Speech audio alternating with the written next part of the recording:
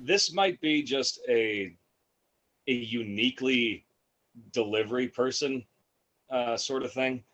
Maybe not. Like it retail, it could I could see how you could experience it in retail as well. But so there's this woman that I deliver to her store every Friday. And you know how like when you're in that kind of situation where you see a person and you just have to have a cordial professional exchange of just small talk and stuff. And so every time I go there, and this has been going on for a couple of years at this point, she will say to me, like at least once every conversation, she will say, I could use a nap. And then when I leave, I always say, have a good one. And she always says, at this point, I'm just happy to have one. And every week for 2 years now, does she always say, I could use a nap? And, oh, at this point, I'm just happy to have one.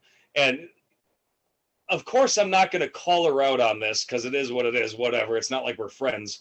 But like, the next time she says, oh, I could use a nap, I just want to say, you could use some new material. Well, she just probably, you just get into it's the same shit every week. Like, we're not, like you say, you're not friends or whatever. Just say whatever garbage, comes up that keeps the conversation moving and move along. Like, you could just not tell me that every week. I wouldn't have even noticed if she didn't say it literally every time. That's hilarious. Whenever she says it to every person that comes in too,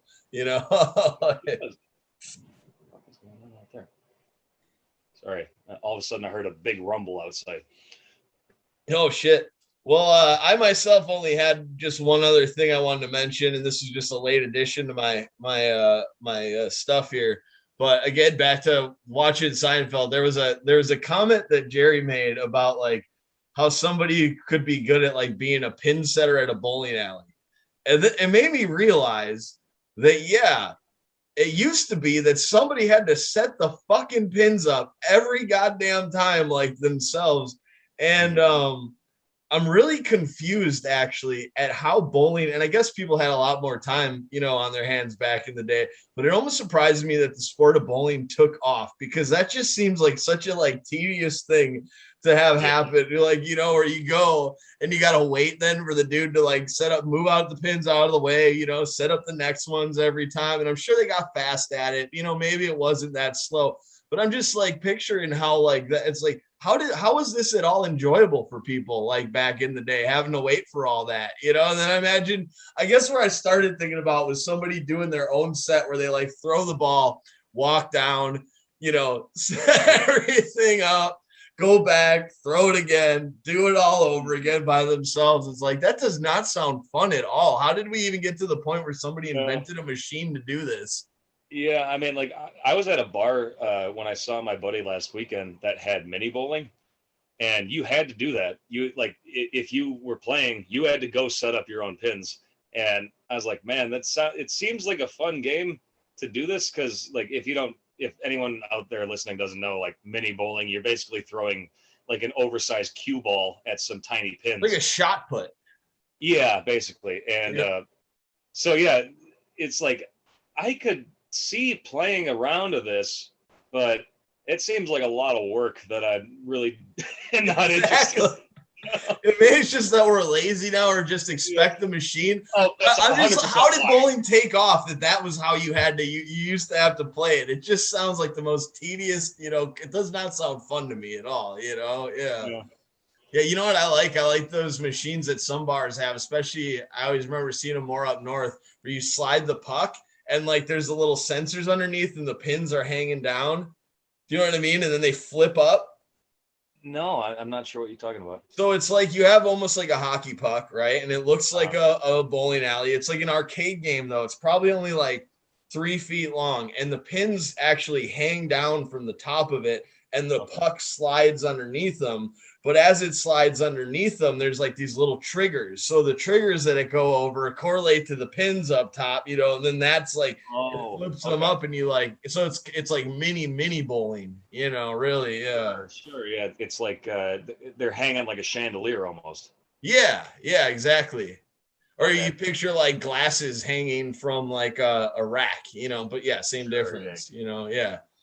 Yeah, it's a fun game. I thought you'd know exactly what I was talking about. Otherwise, I probably wouldn't I even did like see brought it that. up. Yeah, I did used to like that bowling game, like the other arcade game that just had the big like ball in the middle of the station. You know what I'm talking Oh, about? right. You just roll it. Yeah. Yeah, That's that the was more advanced version. And actually, the one that I'm talking about, that was even rare back in the day. I want to say that was a game that like probably was from like the 60s and 70s, and then there was still only like a few left that you'd run into, in some like really old places like back in the day, and it was always like, holy shit, they got the bowling game. It was a big deal, if you yeah. saw that at a play. At least for me, it was a big deal. It probably wasn't a big deal for many people, but for me, that was my shit. But yeah, I Nice. don't know. I guess I knew that bowling wasn't invented with the machine. I knew it was an old game, but I just never put much thought into like, yeah, somebody really had to set that shit up every time. Yeah. Well, It's even, like not to cut you off, but even just I'm we're so rambling, so used to we're so used to convenience in a lot of these things. Like there used to be a bar up the street from me called Willie's Wish, oh and yeah. unfortunately, well, I was gonna say maybe not so unfortunately. Willie died. She was not a very nice woman, but her bar was fun to go to and play around. I keep calling it a round. It's not a round. That's golf. But anyway, plays. Just go bowl and get a pitcher of shitty watered down Miller Lite. It was just a nice place to hang out. But even there, like you had to manually keep your own bowling score, which I only Like know how. that. See, I like that. Yeah, it's neat. I only know how to do it because I was taught like in PE in high school. We did bowling where we had to learn how to do that. But I could see even now how people would be immediately turned away from even bowling because they had to do that because you actually have to know how the scoring system works. Yeah, but back in the day, like I definitely see probably. So when I grew up, probably still till I was 12 or 13 years old, almost every bowling alley you had to still write your score down. Like I remember when it came out at like the same time as Thunder Alley came out, or they did all the lights or midnight bowling. Everybody has their Oh, different sure, names for it. Like that all happened at the same time. But yeah, like when I was a kid, it was still just like the bowling alleys all looked like how they look in the Big Lebowski, and it was just like that. I want the one cool thing. So I hung out at Willie's Wish, but it was actually in high school because that was the coolest place where they actually had it set up where kids could be in there and we go shoot pool there, and like they had the juke, but you could feel like you were hanging out in the bar, and you could stay there fucking late, and not get into any trouble. So that was always a good spot, at that age. So that, yeah, some good times at Willie's Wish back in the day for sure. oh yeah, and that was where you could play pool, and they didn't realize the pool table was broken for like a year, where you didn't actually have to pay. You could just kind of finagle the balls out. So we were just playing free pool all the time. Oh yeah. They like keep checking the table for like these kids are playing all the time. There's like never any money in here. What the hell's going on? Oh man, good times, good times. Yeah. That's cool. I like that. That's some real radio shit. Oh yeah, man, we got a cough button now. Yeah, hell yeah. So anyway, sorry, that was just I had to mention that cool. quick. No, yeah, we're astounded at this new technology that everyone's been using for over a year. We just didn't know about. Well, we knew about. We're just too stubborn. We didn't know that it was so much easier than the bullshit we were doing before. It's really that's terrible. But anyways, we're here now, and hopefully it all sounds better, and I think it's going to have more flow. And from here on out, we're going to have better shows and even possible video clips hitting our Twitter feed. So all exciting stuff. Yeah, you might finally find out what we look like. Yeah. Anyway, maybe it's better if we leave it to the imaginations, though. I think our voices might be better than our faces.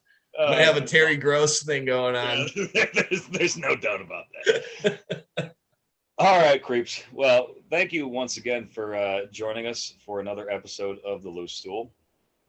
If you'd like to follow us on social media, that is at Loose Stool Pod. If you'd like to buy us our next beer, we would be ever so grateful. That is the Loose Stool Podcast on Patreon. And hey, I say this, we still haven't gotten any emails from you guys, but and I'm not trying to sound like I'm begging here, but we would sincerely love to hear from you. So loose stool podcast at gmail.com if you feel like it. I will say that like people I don't think really use like email in general that much anymore. It's like except for like signing up for shit.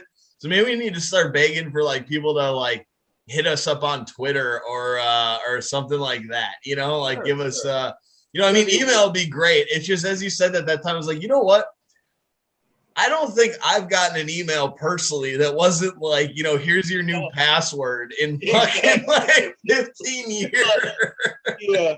And like, even as it was coming out of my mouth, I'm like, I don't like the tone of desperation that I'm putting towards this. Like, we say this every week, and it's really what you got to do is follow us, though. Following is the most important thing because then you get every episode.